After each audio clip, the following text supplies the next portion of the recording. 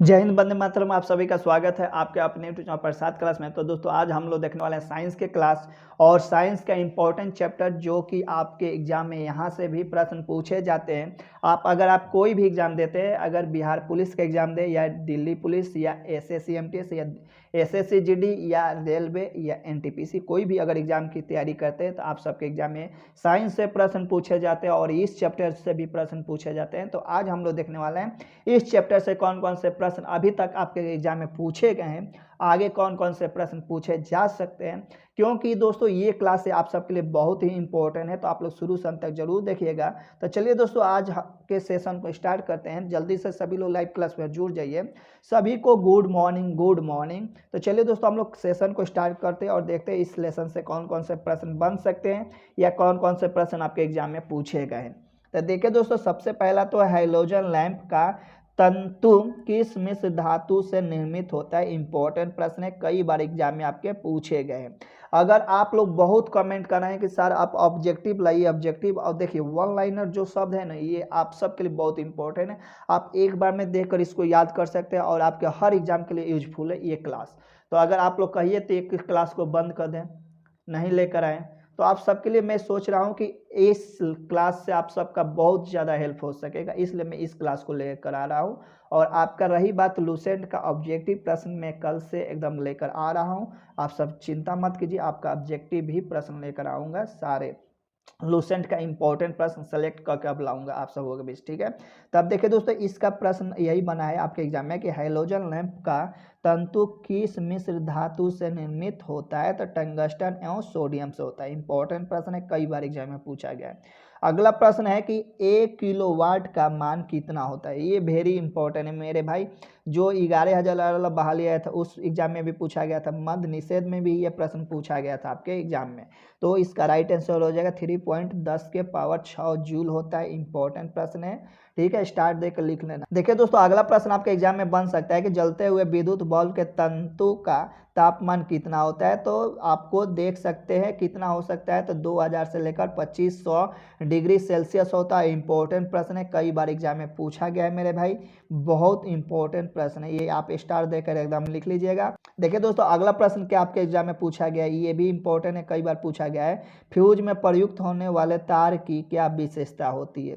इसका right answer हो जाएगा उच्च प्रतिरोधक शक्ति तथा निम्न गलनांक होता है। कई बार एग्जाम में पूछा गया है। जो बॉल के अंदर फिलामेंट होता है उसका के बारे में पूछा गया है आपके प्रश्न एग्जाम में, कई बार पूछा गया है। तो ये आपके लिए इंपॉर्टेंट है, आप लोग स्टार देकर लिख लीजिएगा।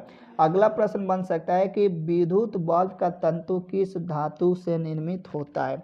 ये भी आपको कहने की बात नहीं, अब मैं कह भी नहीं सकता हूँ, क्योंकि आप सेट बनाते होंगे, उस सेट में आपको देखने को मिला होगा टंगस्टन और कई बार आपको मिला होगा, ठीक है। ये आपको पता चल गया होगा कितना इंपॉर्टेंट है।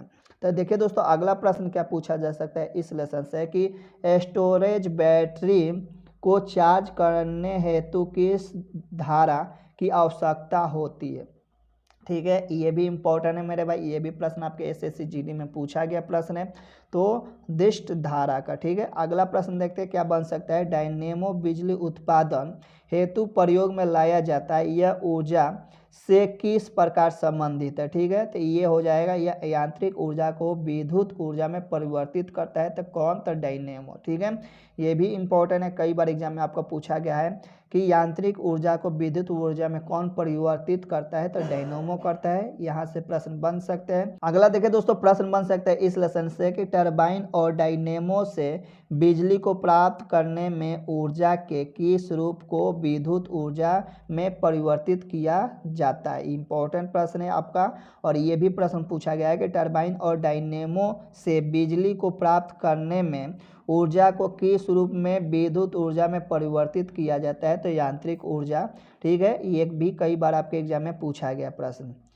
अब देखिए दोस्तों, अगला प्रश्न आपके एग्जाम में बन सकता है इस लेसन से कि घर में सुरक्षित विद्युत सप्लाई के लिए उपयोग में लाए जाने वाले फ्यूज तार निम्न गलनांक वाली धातुओं से निर्मित होती है।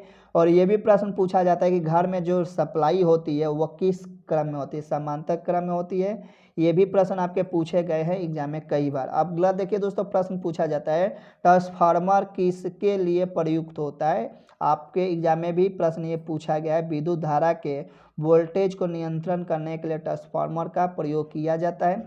कई बार ये भी प्रश्न आपके पूछे गए। देखिए दोस्तों, अगला प्रश्न बन सकता है आपके एग्जाम में कि प्रत्ययवर्ती धारा को दिष्ट धारा में परिवर्तित करने वाले यंत्र को क्या कहते हैं, तो रेक्टिफायर कहते हैं। ये भी प्रश्न कई बार पूछा गया एग्जाम में आपके, ठीक है।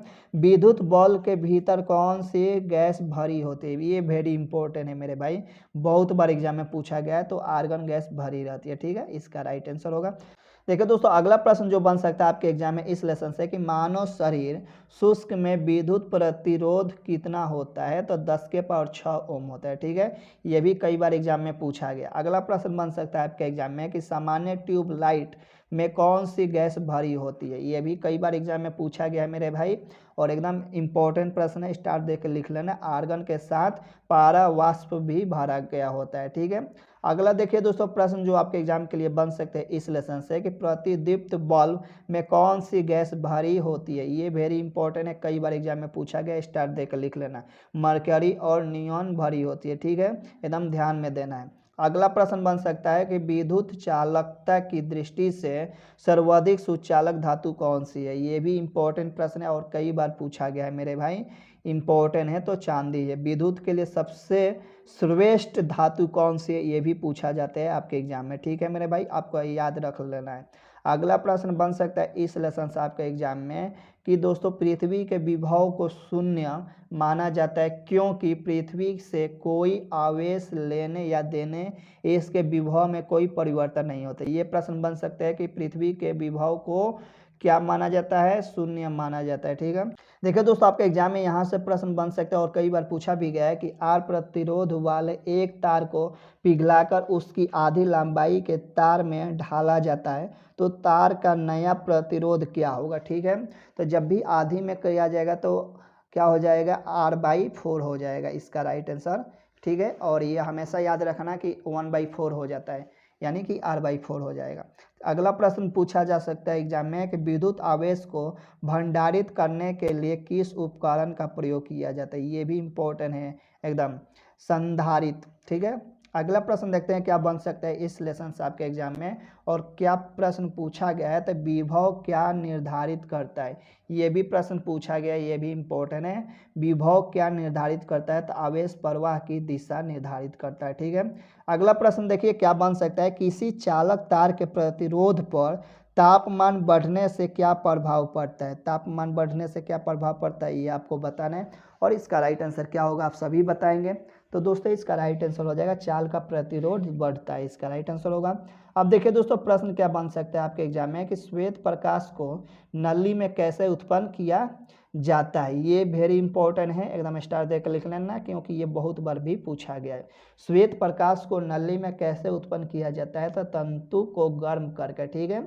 ये प्रश्न इंपॉर्टेंट है। अगला प्रश्न है कि विद्युत ऊर्जा को यांत्रिक ऊर्जा में परिवर्तित करने वाली युक्ति कौन सी है, तो विद्युत मोटर है, और ये भी इंपॉर्टेंट है, एकदम कई बार पूछा गया है। देखिए दोस्तों, आपके एग्जाम में अगला प्रश्न बन सकता है कि विद्युत चुंबकीय प्रेरण पर आधारित युक्ति के दो उदाहरण कौन से हैं, तो डायनेमिक और विद्युत मोटर है, ठीक है। ये भी कई बार पूछा गया, इंपॉर्टेंट है। अब देखिए दोस्तों, अगला प्रश्न बन सकता है कि प्रत्ययवर्ती धारा एवं विभवांतर को मापने के लिए क्रमशः मीटर और वोल्ट मीटर का प्रयोग किया जाता है। ये एकदम इंपॉर्टेंट है, स्टार देकर लिख लेना। प्रत्ययवर्ती धारा और विभवांतर को मापने के लिए किसका प्रयोग किया जाता है, ये प्रश्न पूछा जाता है।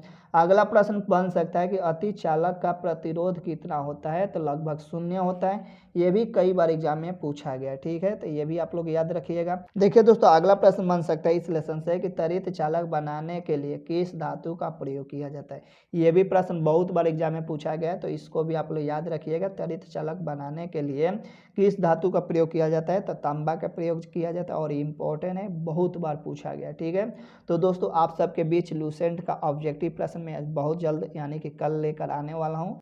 सिलेक्टेड ऑब्जेक्टिव प्रश्न होंगे, तो आप लोग एकदम जुड़े रहिए। दोस्तों अगर आपको वीडियो पसंद आया तो वीडियो को लाइक कर दीजिए, इस चैनल पर नया है तो चैनल को सब्सक्राइब कर बेल आइकन को और प्रेस कर दे ताकि नए वीडियो का नोटिफिकेशन सबसे पहले आप तक पहुँचे। और दोस्तों डेली ये जो क्लास है आपको सुबह हिंदी 7:30 में होती है, आपकी 9:30 में साइंस की क्लास होती है और अगला क्लास जो होता है आपका 2:30 मैथ का रात 9 बजे होता है। आपको सेट